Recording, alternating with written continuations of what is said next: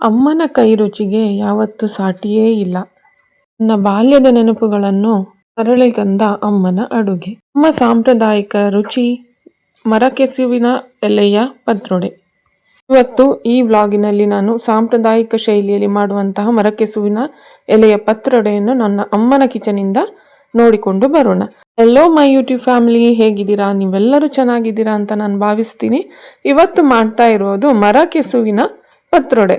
ಬೇರೆ ಕೆಸುವಿನ ಎಲೆಯಲ್ಲಿ ಮಾಡುವಂತಹ ಪತ್ರೊಡೆಯನ್ನು ಅಮ್ಮ ಹಿಂದಿನ ವ್ಲಾಗಲ್ಲಿ ತೋರಿಸಿಕೊಟ್ಟಿದ್ದರು. ನೀವೆಲ್ಲರೂ ಇಷ್ಟಪಟ್ಟಿದ್ದೀರಾ. ಇದನ್ನು ಕೂಡ ಪೂರ್ತಿಯಾಗಿ ವಿಡಿಯೋವನ್ನು ನೋಡಿ ಮತ್ತೆ ರೆಸಿಪಿಯನ್ನು ಸ್ಟಾರ್ಟ್ ಮಾಡೋಣ. ಅದಕ್ಕಿಂತ ಮುಂಚೆ ನೀವೇನಾದರೂ ನನ್ನ ವಿಡಿಯೋವನ್ನು ಫಸ್ಟ್ ಟೈಮ್ ನೋಡೋರಾಗಿದ್ರೆ ನನ್ನ ಈ ವಿಡಿಯೋ ನಿಮಗೆ ಇಷ್ಟ ಆಗಿದ್ದಲ್ಲಿ ಲೈಕ್ ಮತ್ತು ಶೇರ್ ಮಾಡೋದನ್ನು ಮರಿಬೇಡಿ. ಹಾಗಾದರೆ ಬನ್ನಿ ವಿಡಿಯೋವನ್ನು ಸ್ಟಾರ್ಟ್ ಮಾಡ್ತಾ ಇದ್ದೇನೆ.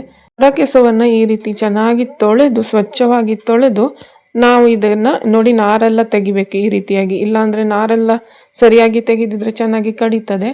ಹಾಗಾಗಿ ಚಂದ ಮಾಡಿ ಇದನ್ನು ತೊಳೆದುಕೊಂಡು ಈ ರೀತಿ ನಾರನ್ನು ತೆಗೆದುಕೊಂಡು ನಾವು ರೆಡಿ ಮಾಡಿ ಇಟ್ಕೋಬೇಕಾಗುತ್ತೆ. ಬೆಂಗಳೂರಿನಲ್ಲಾದರೆ ಇದು ಮಂಗಳೂರು ಸ್ಟೋರಲ್ಲಿ ಯಾವಾಗಲೂ ಅವೈಲೇಬಲ್ ಇರುತ್ತೆ. ಇದನ್ನು ಮಾಡಲಿಕ್ಕೆ ಬೇಕಾಗಿರುವ ಸಾಮಾನು 10ರಿಂದ 15 ಬ್ಯಾಡಗಿ ಮೆಣಸಿನಕಾಯಿ, ಚಿಟಿಕೆ ಅರಿಶಿನ, ಹುಣಸೆ ಹಣ್ಣು ಮತ್ತು ಇಂಗು, 1-2 ಕಡಲೆಕಾಳು ಗಾತ್ರದಷ್ಟು, 1 ಕಪ್ಪಷ್ಟು ಅಕ್ಕಿಯನ್ನು ಚೆನ್ನಾಗಿ ನೆನೆಸಿ 2 ಗಂಟೆಗಳ ಕಾಲ ನೆನೆಸಬೇಕು. ನೆನೆಸಾದ್ಮೇಲೆ ಮಿಕ್ಕಿದ ಸಾಮಾನು ಜೊತೆಗೆ ಹಾಕಿ ನಾವು ಮಸಾಲೆಯನ್ನು ಸ್ವಲ್ಪ ತರಿಯಾಗಿ ರುಬ್ಬಿಕೊಳ್ಬೇಕು. ತರಿಯಾಗಿ ಅಂದರೆ ಬಾಂಬೆ ರವೆ ಥರ ಮಾಡಿದರೆ ಸಾಕು, ತುಂಬ ದಪ್ಪವಾಗಿ ರವೆ ಮಾಡಿಕೊಳ್ಳುವ ಅಗತ್ಯವಿಲ್ಲ. ಅದಕ್ಕೆ ನಾವು ಒಂದು 5 ಚಮಚದಷ್ಟು ಹುರಿದು ಪುಡಿ ಮಾಡಿರುವಂತಹ ಉದ್ದಿನಬೇಳೆ ಒಂದು ಬಾಣಲೆಯಲ್ಲಿ ಹಾಕಿ ಸ್ವಲ್ಪ ಡ್ರೈ ರೋಸ್ಟ್ ಮಾಡಿ ಗಮ್ ಆಗುವವರೆಗೂ ಫ್ರೈ ಮಾಡಿ ಅದನ್ನು ರುಬ್ಬಿಕೊಂಡು ಪೌಡ್ರ್ ಮಾಡಿಕೊಂಡು ಇಟ್ಟಿದ್ದೇವೆ. ಆ ಪೌಡ್ರನ್ನು ಒಂದು 5 ಚಮಚದಷ್ಟು ಇದಕ್ಕೆ ಹಾಕಿಕೊಂಡಿದ್ದೇವೆ. ಮತ್ತೊಮ್ಮೆ ಹೇಳ್ತಾ ಇದ್ದೇನೆ, ಬ್ಯಾಡಗಿ ಮೆಣಸಿನಕಾಯಿ, ಇಂಗು ಮತ್ತು ಹುಣಸೆ ಹಣ್ಣನ್ನು ಚೆನ್ನಾಗಿ ರುಬ್ಬಿಕೊಳ್ಳೋದು. ಅದಾದ ಮೇಲೆ ನೆನೆಸಿದ ಅಕ್ಕಿಯನ್ನು ಹಾಕಿ ಚೆನ್ನಾಗಿ ತರಿಯಾಗಿ ರುಬ್ಬಿಕೊಳ್ಬೇಕು. ಇವಿಷ್ಟು ಮಸಾಲೆಗೆ ನೋಡಿ ಈ ರೀತಿಯಾಗಿ ಮಸಾಲೆಯನ್ನು ಮಾಡ್ಕೋಬೇಕು. ಆ ಮಸಾಲೆ ರೆಡಿ ಆದ ಮೇಲೆ ಅದಕ್ಕೆ ಒಂದು 5 ಚಮಚದಷ್ಟು ಉದ್ದಿನಬೇಳೆ ಪೌಡರನ್ನು ಹಾಕಿ ರುಚಿಗೆ ತಕ್ಕಷ್ಟು ಉಪ್ಪನ್ನು ಹಾಕಿ ಇಟ್ಕೋಬೇಕು. ನೋಡಿ ಈ ರೀತಿಯಾಗಿ ನಾವು ರೋಲ್ ಯಾವ ರೀತಿ ಮಾಡೋದಂತೂ ಇವಾಗ ಅಮ್ಮ ತೋರಿಸ್ತಾ ಇದ್ದಾರೆ. ನೋಡಿ ಈ ರೀತಿ ಒಂದು ಕೌಂಟರ್ ಟಾಪ್ ಮೇಲೆ ಒಂದೊಂದೇ ಎಲೆಯನ್ನು ಇಟ್ಟು ಎಲ್ಲ ಮಸಾಲೆಯನ್ನು ನಿಧಾನವಾಗಿ ಸಾರಿಸ್ಕೊಳ್ತಾ ಬರಬೇಕು.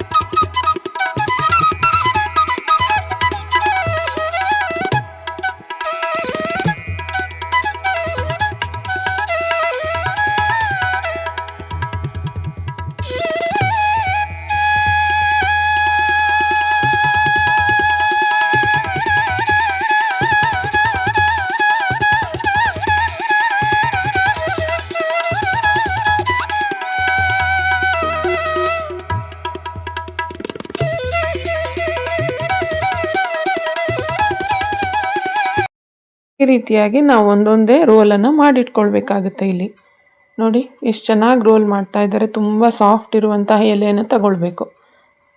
ಮಳೆಗಾಲದಲ್ಲಿ ಪತ್ರೊಡೆ ಮಾಡ್ಕೊಂಡು ತಿನ್ನಿಲ್ಲ ಅಂದರೆ ಹೇಗೆ ಅಲ್ವಾ? ಖಂಡಿತ ಒಮ್ಮೆ ಟ್ರೈ ಮಾಡ್ತೀರಾ ತಾನೆ?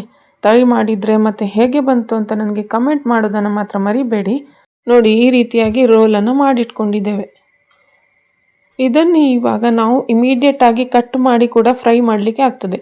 ನಾನಿದು ತೋರಿಸ್ತಾ ಇರೋದು ಪತ್ರೊಡೆಯ ಫ್ರೈ, ಆಯಿತಾ? ಸ್ಟೀಮ್ ಮಾಡದೆ ಮಾಡುವಂತಹ ಪತ್ರೊಡೆ ಫ್ರೈ. ಇದು ಎಲ್ಲ ರೋಲ್ ರೆಡಿ ಆಗಿದೆ. ಇವಾಗ ಇಮಿಡಿಯೇಟ್ ಕೂಡ ನಾವು ಫ್ರೈ ಮಾಡ್ಕೋಬೋದು, ಅಥವಾ ಸ್ವಲ್ಪ ಹೊತ್ತು ಫ್ರೀಝರಲ್ಲಿ ಇಟ್ಟುಬಿಟ್ಟು ಯಾವಾಗ ಬೇಕೋ ಆವಾಗ ಒಂದೊಂದೇ ರೋಲನ್ನು ತೆಗೆದುಬಿಟ್ಟು ಕೂಡ ಮಾಡಲಿಕ್ಕೆ ಆಗ್ತದೆ. ಕೆಲವೊಮ್ಮೆ ನಮಗೆ ಟೈಮ್ ಇರೋದಿಲ್ಲ, ನೆಕ್ಸ್ಟ್ ಡೇ ಗೆಸ್ಟ್ ಬರ್ತಾರೆ, ಅವರಿಗೆ ಸರ್ವ್ ಮಾಡಬೇಕು, ಅಥವಾ ಬೇರೆ ನೆಕ್ಸ್ಟ್ ಡೇ ಮಾರ್ನಿಂಗ್ ನಮಗೆ ತುಂಬ ಕೆಲಸಗಳಿರ್ತವೆ. ಆವಾಗ ಹಿಂದಿನ ದಿನವೇ ರೋಲನ್ನು ಮಾಡಿಕೊಂಡು ಫ್ರೀಸರಲ್ಲಿ ಎತ್ತಿಟ್ಬಿಟ್ರೆ ನೆಕ್ಸ್ಟ್ ಡೇ ನಾವು ಇದನ್ನು ಫ್ರೈ ಮಾಡಿದರೆ ಮುಗೀತು. ಈ ರೀತಿಯಾಗಿ ಮುಂಚೆನೇ ನಾವು ರೋಲ್ ಮಾಡಿ ಇಟ್ಕೊಂಡಿದ್ದೇವೆ. ನಾನು ಹಿಂದಿನ ವ್ಲಾಗಲ್ಲಿ ಸ್ಟೀಮ್ ಮಾಡುವಂತಹ ಪತ್ರೊಡೆನೇ ತೋರಿಸಿದ್ದಾರೆ ಅಮ್ಮ. ಇದನ್ನು ಇವಾಗ ನಾವು ಇದನ್ನು ಫ್ರೈ ಮಾಡ್ತಾ ಇರುವಂಥದ್ದು. ನೋಡಿ, ಒಂದೊಂದು ಅರ್ಧ ಇಂಚಷ್ಟು ಹಾಗೆ ಈ ರೀತಿ ಡಿಸ್ಕ್ ಥರ ಕಟ್ ಮಾಡ್ಕೊಳ್ಬೇಕು. ಚೆನ್ನಾಗಿ ಈ ರೀತಿ ಎಲ್ಲ ಪತ್ರೊಡೆ ಕಟ್ಸನ್ನು ಮಾಡಿಕೊಳ್ಳುವ. ನಿಧಾನವಾಗಿ ಚಂದ ಮಾಡಿ ಕಟ್ ಮಾಡ್ಕೊಳ್ಬೇಕಾಯ್ತಾ. ಫ್ರಿಜ್ಜಲ್ಲಿ ಇಟ್ಟಿರೋದ್ರಿಂದ ಸೆಟ್ ಕೂಡ ಆಗಿರ್ತದೆ, ಆರಾಮಾಗಿ ಕಟ್ ಕೂಡ ಆಗುತ್ತೆ, ಲೇಯರ್ಸ್ ಎಲ್ಲ ಆಚೆ ಬರುವುದಿಲ್ಲ. ಇವಾಗ ಈ ರೀತಿಯಾಗಿ ಚೆನ್ನಾಗಿ ಕಟ್ ಮಾಡಿ ಇಟ್ಕೊಂಡಿದ್ದಾರೆ. ನೋಡಿ ಎಷ್ಟು ಚೆನ್ನಾಗಿ ಕಟ್ ಮಾಡಿ ಇಟ್ಕೊಂಡಿದ್ದಾರೆ. ಇದನ್ನು ಇವಾಗ ಚೆನ್ನಾಗಿ ಫ್ರೈ ಮಾಡ್ಕೊಳ್ಬೇಕು. ಇದನ್ನು ತವಾ ಫ್ರೈ ಮಾಡ್ತಾರೆ ಮತ್ತು ಡೀಪ್ ಫ್ರೈ ಕೂಡ ಮಾಡ್ತಾರೆ. ಈ ಪತ್ರೊಡೆಯನ್ನು ಡಿಪ್ ಮಾಡಲಿಕ್ಕೆ ಉದ್ದಿನ ಬೇಳೆಯ ಹಿಟ್ಟನ್ನು ಇಟ್ಕೊಂಡಿದ್ದೇವೆ. ಈ ರೀತಿಯಾಗಿ ನೋಡಿ ಹುರಿದು ಮಾಡಿಟ್ಕೊಂಡಿರುವಂತಹ ಪುಡಿ. ಇದನ್ನು ಇವಾಗ ಒಂದು ಪ್ಲೇಟಲ್ಲಿ ಹಾಕಿಕೊಳ್ಳುವ. ಇವಾಗ ಒಂದು ಪ್ಯಾನ್ನಲ್ಲಿ ಎಣ್ಣೆನ ಹಾಕ್ಕೊಂಡಿದ್ದೇವೆ. ಇವಾಗ ನಾವು ಮಾಡ್ತಾ ಇರೋದು ತವಾ ಫ್ರೈ, ಶಾಲೋ ಫ್ರೈಯನ್ನು ಮಾಡ್ತಾ ಇದ್ದೇವೆ. ಇವಾಗ ಆ ಪ್ಯಾನಲ್ಲಿ ಕೊಬ್ಬರಿ ಎಣ್ಣೆನ ಹಾಕೋತಾ ಇದ್ದೇವೆ. ಯಾವ ಎಣ್ಣೆಯಲ್ಲೂ ಕೂಡ ಫ್ರೈ ಮಾಡಲಿದ್ರೆ ಆಗುತ್ತೆ. ಈ ಮರಕೆಸುವು ತುಂಬ ಹೀಟ್ ಇರೋದ್ರಿಂದ ಬೆಣ್ಣೆಯನ್ನು ಕೂಡ ಅಥವಾ ತುಪ್ಪವನ್ನು ಕೂಡ ಹಾಕಿ ಫ್ರೈ ಮಾಡ್ತಾರೆ. ಶಾಲೋ ಫ್ರೈಯನ್ನು ಮಾಡುವಾಗ ತುಪ್ಪ ಮತ್ತು ಬೆಣ್ಣೆ ಕೂಡ ಬಳಸ್ಬೋದು. ಇವಾಗ ಒಂದೊಂದೇ ಪೀಸನ್ನು ಈ ರೀತಿಯಾಗಿ ಡಿಪ್ ಮಾಡಿಬಿಟ್ಟು ತವ ಮೇಲೆ ಇಟ್ಕೊಂಡು ಫ್ರೈ ಮಾಡೋಣ. ನೋಡಿ, ಈ ರೀತಿಯಾಗಿ ಒಂದೊಂದಾಗಿ ಲೈನ್ ಅಪ್ ಮಾಡಿ ಇಟ್ಕೊಂಡಿದ್ದಾವೆ. ಇವಾಗ ಎರಡೂ ಸೈಡನ್ನು ಇದನ್ನು ಚೆನ್ನಾಗಿ ಕ್ರಿಸ್ಪ್ ಆಗೋವರೆಗೆ ಫ್ರೈ ಮಾಡಬೇಕು. ತುಂಬಾ ಟೇಸ್ಟಿ ಆಗುತ್ತೆ ಇದು. ಖಂಡಿತ ಒಮ್ಮೆ ಟ್ರೈ ಮಾಡಿ ಅಂತಲೇ ಹೇಳ್ತೀನಿ. ತುಂಬ ಕೆಲಸ ಅಂತ ನಿಮಗೆ ಅನ್ನಿಸ್ಬೋದು, ವರ್ತ್ ಇಟ್. ಇದು ತುಂಬಾ ರುಚಿಯಾಗಿ ಬರುತ್ತೆ. ಖಂಡಿತ ಒಮ್ಮೆ ಮಾಡಿ ನೋಡಿ, ಮತ್ತು ಹೇಗೆ ಬಂತು ಅಂತ ನನಗೆ ಕಮೆಂಟ್ ಮೂಲಕ ತಿಳಿಸೋದನ್ನು ಮರಿಬೇಡಿ. ಇದನ್ನು ಸ್ಟೀಮ್ ಮಾಡಿಕೊಂಡು ಕೂಡ ಮಾಡ್ತಾರೆ. ನಾವಿವತ್ತು ಫ್ರೈ ಮಾಡೋದನ್ನು ತೋರಿಸುವಂಥ ಈ ವಿಡಿಯೋನ ಮಾಡಿದ್ದೇವೆ. ನೋಡಿ, ಒಂದು ಸ್ವಲ್ಪ ನೀರನ್ನು ಚಿಮುಕಿಸಿಕೊಂಡು ಈ ರೀತಿ ಕ್ಲೋಸ್ ಮಾಡಿ ಲಿಡ್ಡನ್ನು ಚೆನ್ನಾಗಿ ಫ್ರೈ ಮಾಡಿಕೊಳ್ಳುವ. ತುಂಬ ಹೆಲ್ದಿ ವೇಲೆ ಮಾಡ್ತಾ ಇದ್ದೇವೆ, ತುಂಬ ಡೀಪ್ ಫ್ರೈ ಏನು ಮಾಡ್ತಾ ಇಲ್ಲ ಇಲ್ಲಿ. ಇದನ್ನು ಇವಾಗ ಟರ್ನ್ ಮಾಡ್ಕೊಂಡಿದ್ದೇವೆ. ಟರ್ನ್ ಮಾಡಿ ಇದಕ್ಕೆ ಮತ್ತೊಮ್ಮೆ ಸ್ವಲ್ಪ ಡ್ರೈ ಅನ್ನಿಸ್ತು ಅಂತ 1 ಚಮಚದಷ್ಟು ಕೊಬ್ಬರಿ ಎಣ್ಣೆನ ಹಾಕಿ ಚೆನ್ನಾಗಿ ಫ್ರೈ ಮಾಡ್ತಾ ಇದ್ದೇವೆ. ಇನ್ನೊಂದು ಸೈಡು, ಎರಡೂ ಸೈಡನ್ನು ಚೆನ್ನಾಗಿ ಫ್ರೈ ಮಾಡ್ಕೊಳ್ಬೇಕು. ನೋಡಿ, ಇವಾಗ ಎಷ್ಟು ಚೆನ್ನಾಗಿ ರೆಡಿಯಾಗಿದೆ ಇದು ಹೆಲ್ದಿ ಡಿಲಿಷಿಯಸ್ ಪತ್ರೊಡೆ, ಮರಕೆಸುವಿನ ಪತ್ರೊಡೆ ರೆಡಿ ಟು ಸರ್ವ್.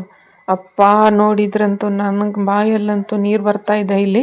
ನಿಮಗೂ ಹಾಗೆ ಅನಿಸ್ತಾ ಇದ್ದರೆ ನಿಮ್ಮ ಫ್ಯಾಮಿಲಿ ಮತ್ತು ಫ್ರೆಂಡ್ಸ್ ಜೊತೆ ಶೇರ್ ಮಾಡೋದನ್ನು ಮರಿಬೇಡಿ. ಮತ್ತ್ಯಾಕೆ ತಡ, ಹಾಗಾದರೆ ಖಂಡಿತ ಟ್ರೈ ಮಾಡ್ತೀರಿ ಅಲ್ವಾ.